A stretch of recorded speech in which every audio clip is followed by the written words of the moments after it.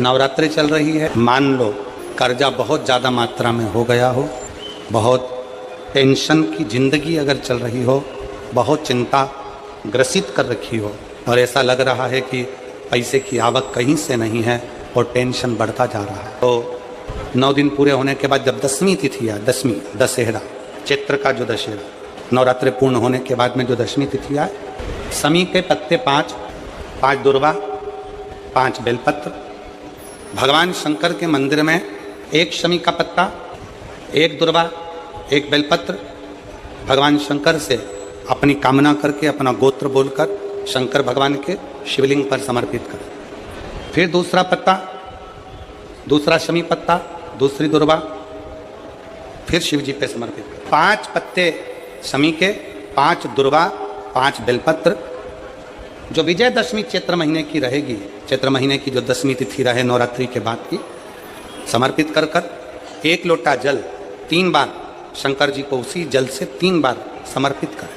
अपनी कामना कर कर चढ़े हुए जल का भाग थोड़ा सा लेकर आएँ, घर के दरवाजे पर, व्यापार के स्थान पर उसका सिंचन करें और हृदय से बाबा से प्रार्थना करें, बाबा तेरे भरोसे है, बहुत चिंता है, बहुत टेंशन है, कर्जा बहुत है, दुख बहुत है, व्यापार चल नहीं रहा, तुझे संभालना। हमारा विश्वास कहता है 3 महीने के अंदर जहाँ भी कथा होगी वहाँ आपका खुद का पत्र आकर आप लिख कर भेजोगे कि मेरे बाबा ने मेरा हाथ पकड़ लिया।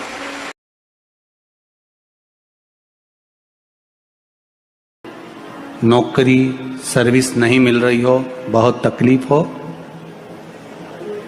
7 बेलपत्री केसर को घिसकर चंदन बनाकर बेलपत्री पर बीच वाली पत्ती पर ओम लिखना है। दोनों पत्तियों पर भी एक आद्यशक्ति जगदम्बा के नाम की केसर की बिंदी लगाना है, दूसरे में श्री गणेश रिद्धि सिद्धि के नाम की बिंदी लगाना है।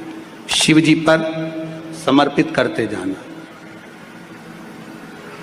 शंकर को चढ़ाते जाओ।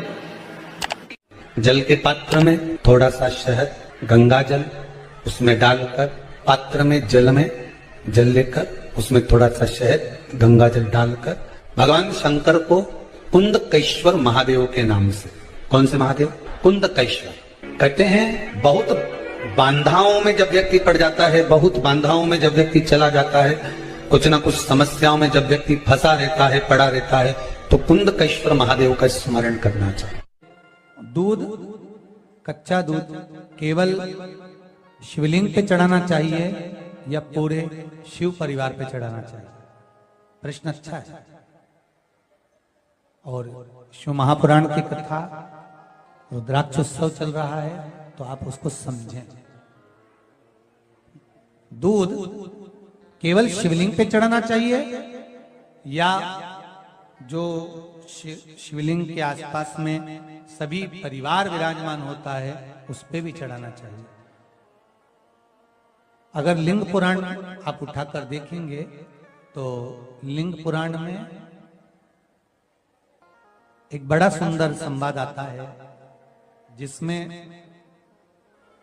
जो वर्णन किया गया है कि उसमें लिंग पुराण के अंतर्गत एक पीले शिवलिंग का वर्णन आता है कि पीला जो शिवलिंग होता है उस शिवलिंग का भाव कितना सुंदर बताया गया है। उसमें व्याख्यान वर्णन में आप अगर पढ़ेंगे, देखेंगे लिंग पुराण के अंतर्गत, तो उसमें आता है कि दूध जब आप देव अधिदेव महादेव के शिवलिंग पर समर्पित करते हो तो शिव महापुराण की कथा कहती है, लिंग पुराण कथा कहती है, नर्मदा पुराण, स्कंद पुराण, पद्म पुराण, अग्नि पुराण, सारी पुराणे वर्णन करती है, वराह पुराण, ब्रह्मवेत्ता पुराण, ये जितनी पुराणे सब वर्णन करती है कि जब शिवलिंग पर हम दूध चढ़ाते हैं तो केवल शंकर भगवान के शिवलिंग पर दूध चढ़ा देने से संपूर्ण परिवार पर दूध चढ़ जाता है। अलग से हमें कहीं चढ़ाने की जरूरत नहीं, अलग से हमें कहीं दूध ले जाकर चढ़ाने की जरूरत नहीं कि हमें गणेश जी को अलग से चढ़ाना पड़ेगा, देवी जी को अलग से चढ़ाना पड़ेगा, कार्तिकेय जी को अलग से चढ़ाना पड़ेगा या नंदी को अलग से चढ़ाना पड़ेगा।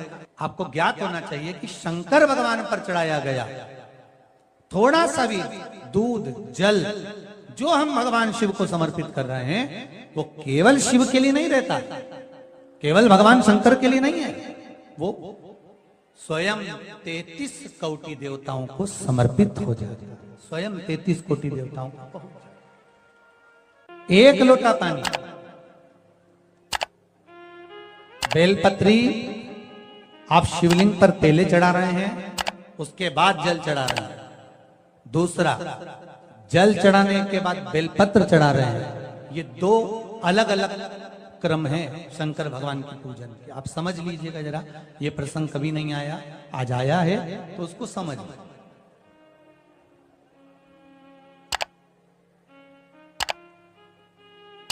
पहले बेलपत्र, उसके बाद में जल जो चढ़ाया जाता है, ये रोग मुक्ति के लिए चढ़ाया जाता है।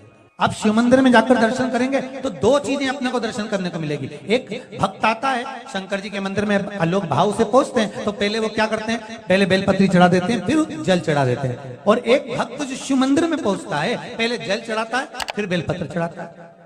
दोनों का अलग अलग क्रम है, दोनों का अलग अलग भाव वर्णन है। पहला, अगर बेलपत्र चढ़ाया है और उसके बाद अगर आप शंकर भगवान पे जल चढ़ा रहे हो तो ये रोग मुक्ति के लिए होता है। जैसे बड़े रोग किसी को हो जाए, रोग किसी को घेर ले, तो वो बेलपत्री चढ़ाने के बाद फिर जल चढ़ाएगा तो उसको रोग थम जाएगा और फिर वो रोग आगे नहीं बढ़ेगा, आगे नहीं बढ़ेगा। रोगों को थामने के लिए बेलपत्री पहले, फिर जल। कुछ कार्य के लिए आप, सिद्धता के लिए आप, अच्छे कार्य के लिए आप, मन की प्रसन्नता के लिए, आनंदता के लिए आप शिव आराधना कर रहे हो, आप शंकर की आराधना कर रहे हो, तो आप जल चढ़ाकर फिर बेलपत्री चढ़ाए, उसका लाभ आनंद में। आपने जल चढ़ाया, उसके बाद बेलपत्र चढ़ाया। बस एक बात का स्मरण आपको होना चाहिए शिव महापुराण का, कि जब भी आप भगवान शंकर को बेलपत्र चढ़ाते हैं, बेलपत्र समर्पित करते हैं, बेलपत्र समर्पित करते समय प्रयास करा करें कि ये बेलपत्र को जब भी आप समर्पित करें, प्रयास करें कि बीच की जो पत्ती होती है बेलपत्र की, मध्य की जो पत्ती होती है, उसको अंगुष्ठ से पकड़ा जाए। उसके बाद में आप फिर बेलपत्री को शिव पर समर्पित करें, प्रयास करिए। बेलपत्र जो हम भगवान शंकर को समर्पित करते हैं, उसका मध्य जो भाग होता है, बेलपत्री का जो 3 देवताओं का मध्य जो भाग होता है, उसको पकड़कर बेलपत्री को शिव को समर्पित।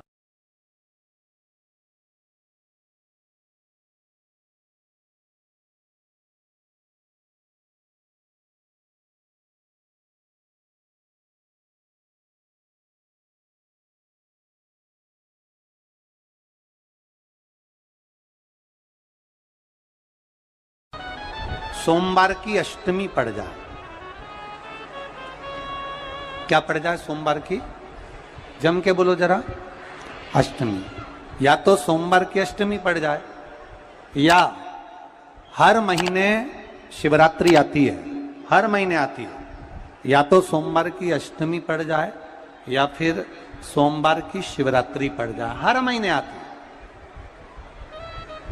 प्रयास करना, थोड़ा सा दूध, ऐसी गाय का थोड़ा सा दूध अगर प्राप्त हो जाए,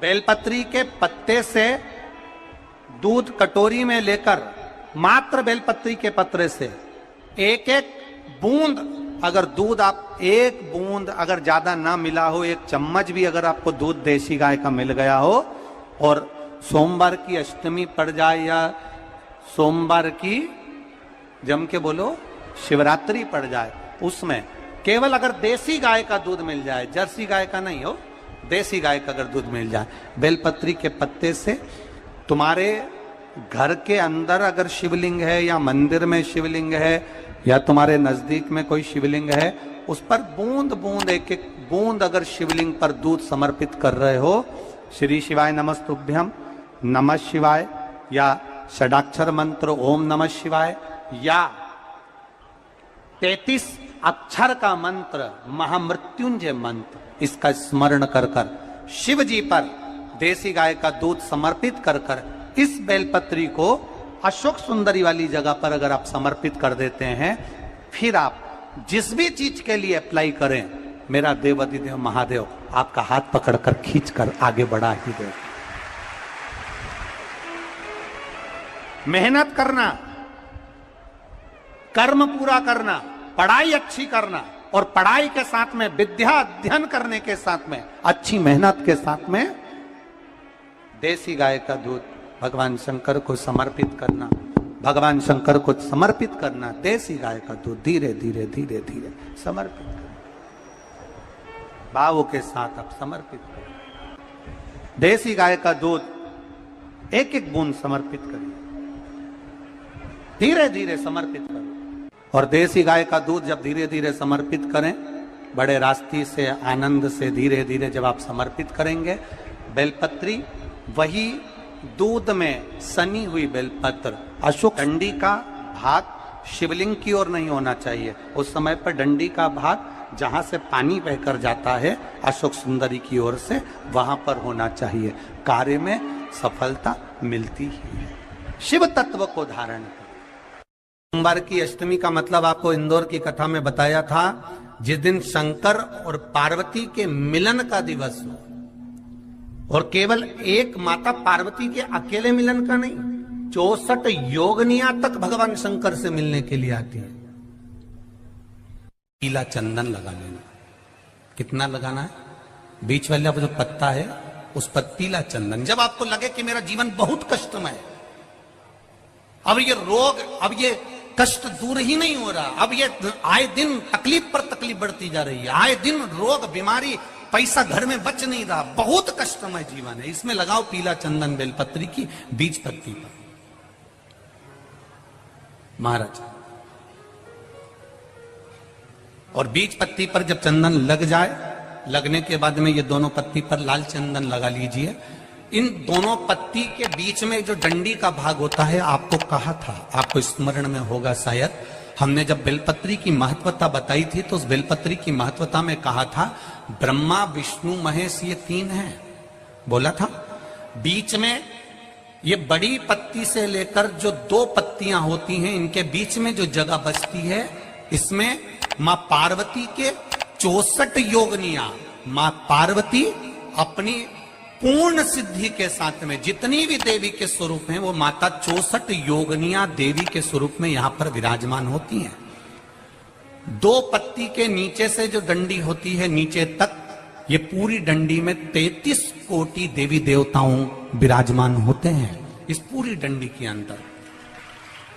तो ये बीच वाली पत्ती है, ये जो बीच वाली पत्ती का जो भाग होता है, इस पत्ती के भाग में शहद का प्रयोग कर कर, यहां पीला चंदन, लाल चंदन, लाल चंदन, शहद का प्रयोग कर कर, इसी तरह से पकड़कर ये बेलपत्री की जो डंडी है वो अशोक सुंदरी पर जब आप समर्पित करें, तो जहां से जल बहता है उस ओर पर इस पत्ती को चढ़ाकर केवल आपके हृदय की बात कहकर देवाधिदेव महादेव से कोई भी शिव जी का मंत्र, पंचाक्षर, नमः शिवाय, षडाक्षर, ओम नमः शिवाय, श्री शिवाय नमस्तुभ्यम, या महामृत्युंजय मंत्र, जो शिव का मंत्र हो आपके पास में, उसको बोलते हुए देवाधिदेव महादेव को धीरे धीरे जल की धार चढ़ाना प्रारंभ करो।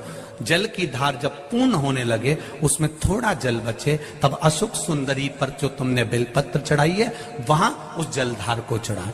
ये प्रयोग आपको केवल सोमवार की अष्टमी पढ़ने पर ही करना है। कौन से दिन करेंगे? जम के बोलिए जरा।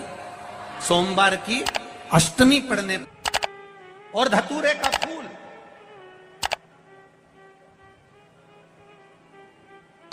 कांटे वाला धतूरा, और उसमें लगने वाला एक पुष्प। आस्था चैनल पर आप लोग देख रहे होंगे धतूरे के फूल का दर्शन।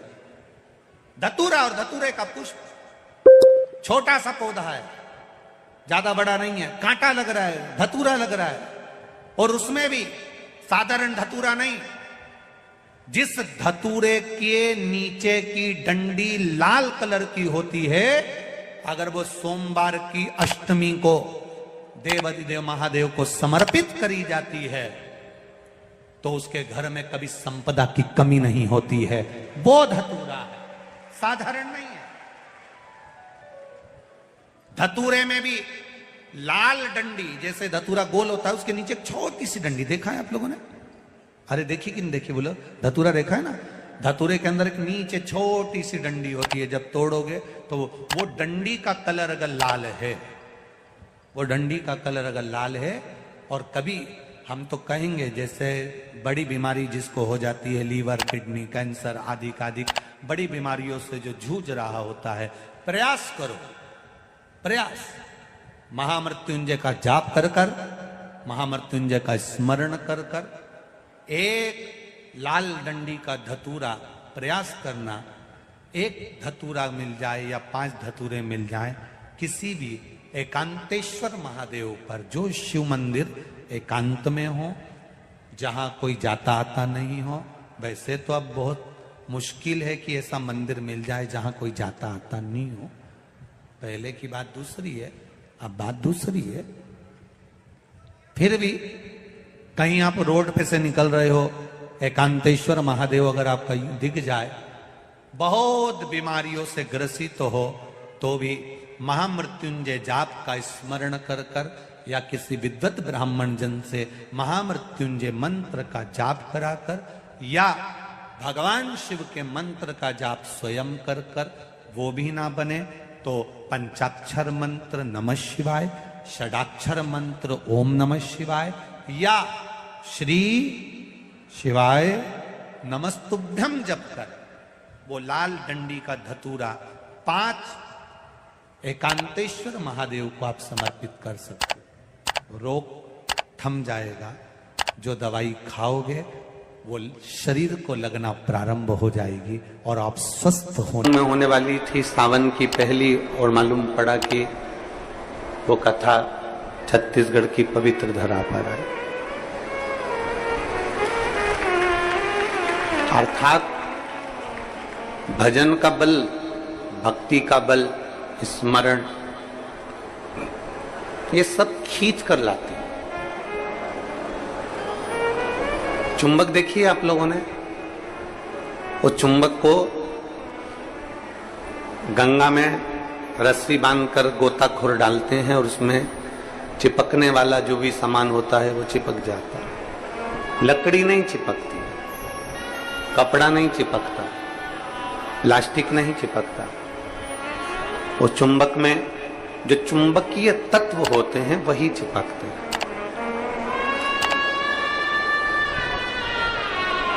हम तो ये मानते हैं कि सावन के महीने में भी भोलेनाथ एक, जैसे लोग गंगा जी में चुंबक फेंकते हैं और उसमें जो चिपक गया वो चिपक गया, उसी तरह भोलेनाथ भी सावन के महीने में शिव महापुराण रूपी चुंबक को डालकर हिलाते रहते हैं। किसके भाग्य में है और कितने लोग चिपक सकते हैं ये उसी को मालूम है।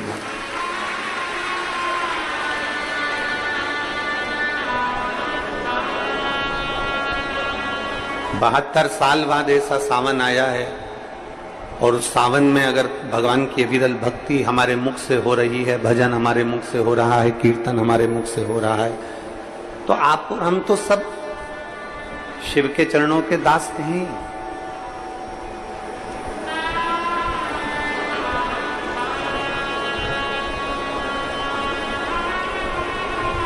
कहते हैं